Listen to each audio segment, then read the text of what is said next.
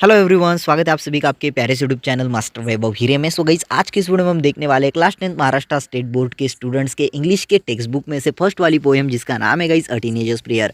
Guys, अगर ये video आप लास्ट 10 तक देख लेते हो तो इस पोएम को मैं आपको इस तरीके से एक्सप्लेन करने वाला हूँ, इस तरीके से पढ़ाने वाला हूँ कि आप लाइफ टाइम नहीं भूलोगे। अगर लाइफ टाइम नहीं भूलोगे तो बोर्ड एग्जाम में खाक भूलोगे। तो इसलिए गाइस वीडियो को लास्ट 10 तक देखना, पूरी तरीके से एक्सप्लेन करूंगा, पॉइंट बाय पॉइंट इस वीडियो को पूरी तरीके से समझाऊंगा।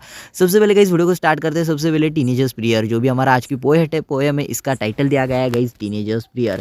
सबसे पहले एक्चुअली में टीनेजर्स होता क्या है, पोएम का नाम देखो ना कितना क्रिएटिव दिया गया है, a teenagers prayer. So guys, teenagers actually में होता क्या है, तो देखो गाइस टीनेजर्स, यहाँ पर टीन के ऊपर ध्यान दो, टीन। ओके, तो यहाँ पर गाइस 13 से लेके जो भी 19 के बच्चे हैं ना, यानी कि 13 एज से लेके 13 जिनकी एज है और 19 जिनकी, मतलब 13 से लेके 19 की जिनकी एज है, जिन बच्चों की 13 से लेके 19 की एज है ना, उनको कहा जाता है भाई टीनेजर्स। ओके, यानी कि लास्ट में क्या आ रहा है भाई 13 लो, तो लास्ट में टी इन आ रहा है, 14 लो लास्ट में टी एन आ रहा है। उसके बाद गई आपको 15 लो, 16 लो, 17 लो, 18 लो, 19 लो। तो यहाँ पर 13 से लेके 19 साल के जो बच्चे हैं उन्हें कहा जाता है गाइस टीनेजर्स। यानी ये जो पोएम है वो एक टीनेजर की, यानी कि टीनेजर बच्ची की है या तो एक बच्चे की है। यानी कि इस 13 से 19 साल का जो बच्चा है ना, इसने पोएम लिया। एंड पोएम की सबसे पहले हम जो भी ऑथर है या तो हमारी पोएट है, इनका नाम याद रखो, जो मर्स। कई बार ये जो पोएम है ना, ये आपको अप्रिसिएशन में पूछी जाती है। तो जो आपको जो भी पोएट है ये बहुत इंपॉर्टेंट होते हैं। वैसे तो अप्रिसिएशन में आपको अभी पोएट का नाम तो वैसे ही दिया होता है, बट याद रखो जो हमारी टीनेजर्स प्रेयर है, इसके जो भी हमारी पोएट जिनका नाम है भाई जे मॉर्स। ओके, तो चलिए वीडियो को स्टार्ट करते हैं। सबसे पहले फर्स्ट वाली टांजा को रीड करते हैं। पहला वाला टांजा तो हमें 4 लाइन में, एंड सेकंड वाला भी टांजा, हर एक टांजा हमें 4 लाइन में दिया गया है। तो देखिए गई 4 लाइन का फर्स्ट वाला टांजा है जिसको मैं रीड कर रहा हूँ। Each day brings new beginnings, decisions I must make, I am the only one to choose the road that I will take. देखो गाइस, बहुत सिंपल सी भाषा में पोएट बोल रही है कि हर एक दिन नई पहाड़ लेके आता है, नई सुबह लेके आता है। जैसे गाइस आपको भी पता है कि हर जो दिन है, आज का दिन जाएगा, आज दिन में क्या किया वो छोड़ दो, बट कल का जो दिन आएगा वो नई सुबह लेके आएगा, नई पहाड़ लेके आएगा। और उस दिन में आपको कुछ ना कुछ करने के लिए डिसीजंस लेने पड़ेंगे। अभी देखो, सपोज आज संडे, आज आपने बहुत दिन भर मजा कर ली है, बट कल मंडे, तो कल मंडे में आपका शेड्यूल कुछ ऐसा है कि कल सुबह उठना है एंड स्कूल को जाना है। ओके, उसी वक्त इमरजेंसी में आपके पेरेंट्स बोल रहे हैं हमें गाँव के लिए बाहर निकलना है, या तो कहीं बाहर जाना है, घूमने के लिए जाना है। और उसी वक्त सपोज आपकी एग्जाम भी है स्कूल में, या तो कोई इमरजेंसी आ गई है। मतलब देखो आपके अभी क्या हुआ, एक तो एग्जाम है उसके लिए जाना है, या तो एक तो स्कूल में जाना है, और दूसरा है कि आपके पेरेंट्स के साथ घूमने के लिए जाना है, तो कोई इमरजेंसी आ गई है वहाँ पर जाना है कि नहीं। तो दोनों में से किसी एक को ही करना पड़ेगा, है कि नहीं। दोनों में से आपको किसी एक को ही करना पड़ेगा, यानी कि आपको निर्णय लेना पड़ेगा, डिसीजंस लेना पड़ेगा एंड डिसीजन बनाना पड़ेगा। ये देखो, अभी डिसीजन पहला वाला तो डिसीजन है कि आपको स्कूल को जाना है, दूसरा वाला डिसीजन कि पेरेंट्स के साथ जाना है कि नहीं। मतलब डिसीजन लेना पड़ेगा, दोनों में से फैसला करना पड़ेगा, दोनों में से क्या करना है कि नहीं। बट आप कितने भी बनाओ, 50 भी बना सकते हो, चाहे लाइक आपको 50 बार भी, मतलब 50 भी आपके डिसीजंस रहेंगे, बट उसमें से किसी एक को ही आपको चूज़ करना पड़ेगा। जो कि टीचर्स, जो भी हमारी पोएट है वो बोल रही है थर्ड वाली लाइन में I am the only one to choose the road that I will take. यानी कि मैं शायद कितने भी फैसले बना लूँ, कितने भी रास्ते में बना लूँ, तो उसमें से मुझे किसी एक रास्ते को ही चुनना पड़ेगा। लाइक गाइस, कंसीडर करते हैं आपको आपके स्कूल से लेके आपके घर से लेके आपके स्कूल तक जाने के 10 रास्ते, है कि नहीं। 10 रास्ते, बट 10 रास्ते से आप एक ही टाइम एट अ टाइम आप 10 रास्तों से नहीं जा सकते, है कि नहीं। तो आपको एट अ टाइम किसी एक रास्ते से ही जाना पड़ेगा, है कि नहीं। आप कोई 10 आदमी तो नहीं हो, आपके अंदर कोई 10 क्लोन्स तो नहीं है कि आप अलग अलग रास्तों से जाओ, तो आपको किसी एक रास्ते से ही जाना पड़ेगा, है कि नहीं। तो यही पर आप अवॉइड करने की कोशिश कर रही है, चाहे शायद से मैं कितने भी डिसीजंस बना लूँ, बट मुझे उसमें से किसी एक को ही अब आजमाना पड़ेगा, उसमें से किसी एक फैसले को ही मुझे अपनाना पड़ेगा। ओके गाइस, सेकंड वाली टांजा की तरफ बढ़ते हैं, जहाँ पर बोला गया है I can choose to take the road of life that leads to great success.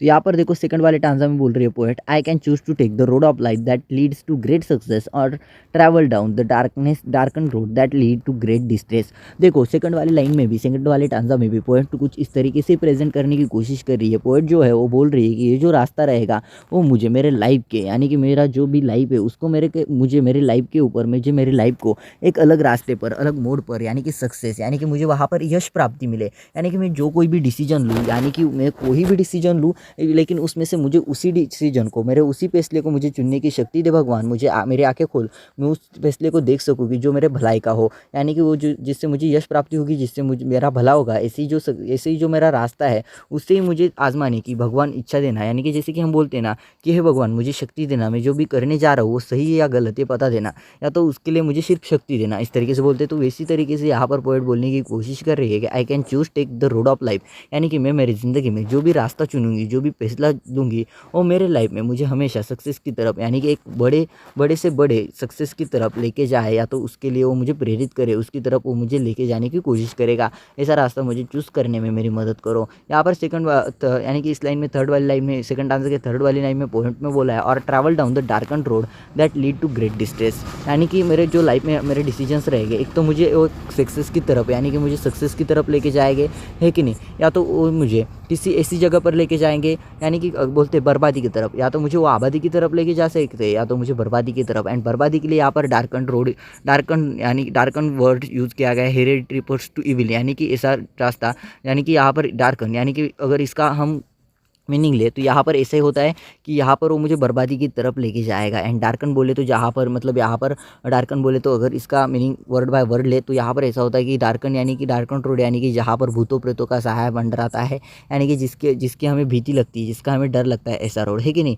That leads the great distress, and distress का भी मीनिंग दिया गया है ग्रेट ऑरी एंड स्ट्रेन। लेकिन अगर मैं ऐसा रास्ता चुनती हूँ, यानी कि मतलब यहाँ पर बोला गया है कि एक तो सक्सेस की तरफ लेके जाएगा, एक तो डिस्ट्रेस की तरफ। सक्सेस मिलेगा तो मैं खुश रहूँगी, बट डिस्ट्रेस अगर मिलेगा तो मैं हमेशा तंग रहूँगी, हमेशा परेशान रहूँगी। डिस्ट्रेस यानी कि हमेशा मैं तंग रहूँगी, परेशान रहूँगी, पूरी तरीके से अस्वस्थ रहूँगी। डिस्ट्रेस का मीनिंग आप यहाँ पर अस्वस्थ ही लेना, क्योंकि ज़्यादा कुछ लेने की ज़रूरत नहीं है, अस्वस्थ इसका करेक्ट मीनिंग हो जाता है। ओके, तो होप गाइस सेकंड वाले टांजा में आपको समझ में आ गया होगा, जहाँ पे पोएम बोल रही है कि मुझे मेरे लाइफ में हमेशा सक्सेस की तरफ जाने के लिए, आबादी की तरफ जाने का रास्ता मुझे चूज़ करने की भगवान मुझे इच्छा देना, या तो मुझे उसके लिए प्रेरित करना, मुझे वो रास्ता दिखाना, या तो मैं ऐसा रास्ता चुन सकती हूँ, या तो मुझे वो ग्रेट यानी कि आबादी की तरफ लेके जाएगा, या तो बर्बादी की तरफ लेके जाएगा। और अगर मैं बर्बादी का रास्ता चुनती हूँ, या तो सबसे पहले बोला गया है अगर मैं सही रास्ता चुनती हूँ तो मुझे सक्सेस की तरफ लेके जाएगा, और अगर मैं बर्बादी का रास्ता चुनती हूँ तो उससे मैं अस्वस्थ रहूँगी, हमेशा परेशान रहूँगी, हमेशा मैं चिंतामय रहूँगी।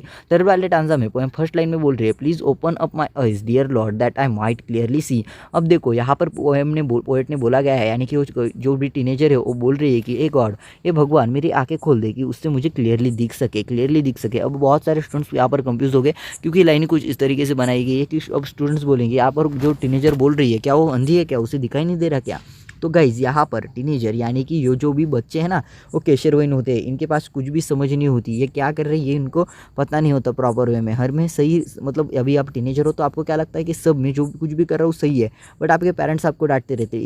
इसका मतलब ये होता है कि अभी आप पूरी तरीके से समझदार नहीं हो, यानी कि वो उनको दिख रहा है उनको लेकिन समझ में ही नहीं आ रहा है, यानी कि वो बच्चे पूरी तरीके से समझदार नहीं है। इसकी वजह से गाइज़ यहाँ पर वो जो टीनेजर यहाँ पर पोएट बोल रही है कि गॉड मुझे हेल्प करो, मुझे क्लियरली दिखे, यानी कि उसे देखना क्या है कि अपना लाइफ में सही क्या है और गलत क्या है, किस चीज़ को चूज़ करना है, किस चीज़ को अपनाना है, किस चीज़ को छोड़ना है। इस चीज़ को मुझे मतलब इस चीज़ को समझने के लिए गॉड मुझे आप रास्ता दिखाइए, ऐसा वहाँ पर वो जो पोएट है वो कहने की कोशिश कर रही है। उसके बाद गई थर्ड टांजा के थर्ड लाइन में एंड फोर्थ लाइन में पोएट बोल रही है, help me stand for what is right, bring out the best in मी।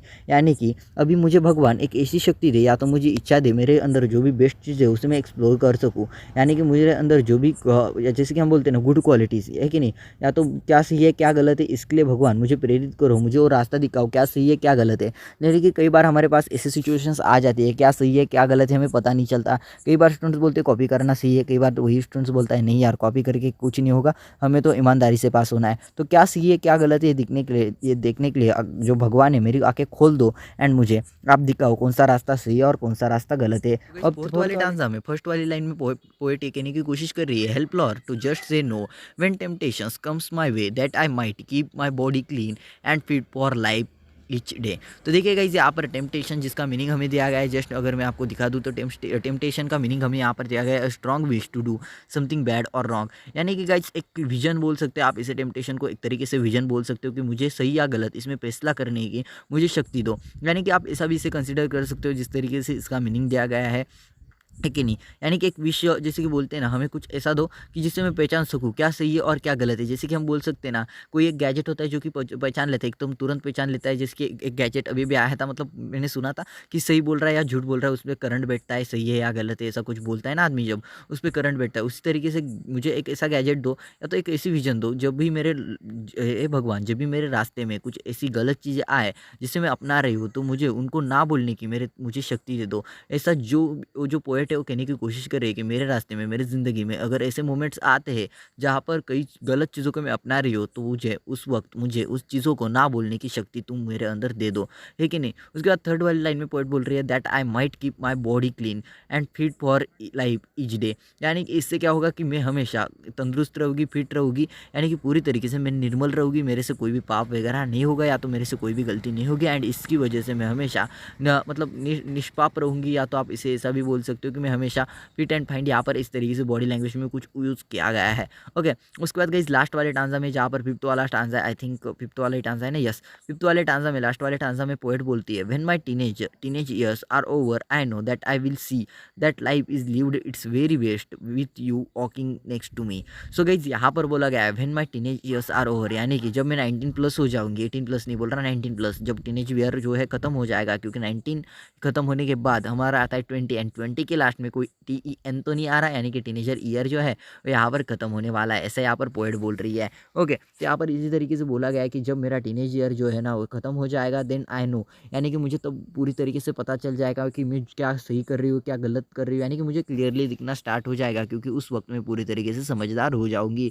उसके बाद गाइस थर्ड वाली लाइन में पोएट बोल रहे हैं that life is lived is it's very best, यानी कि मैं मेरी लाइफ जो है आसान तरीके से, अच्छी तरीके से जी सकती हूँ। एंड लास्ट वाली लाइन में पोएट बोल रही है with you walking next to me, यानी कि with you walking next to me.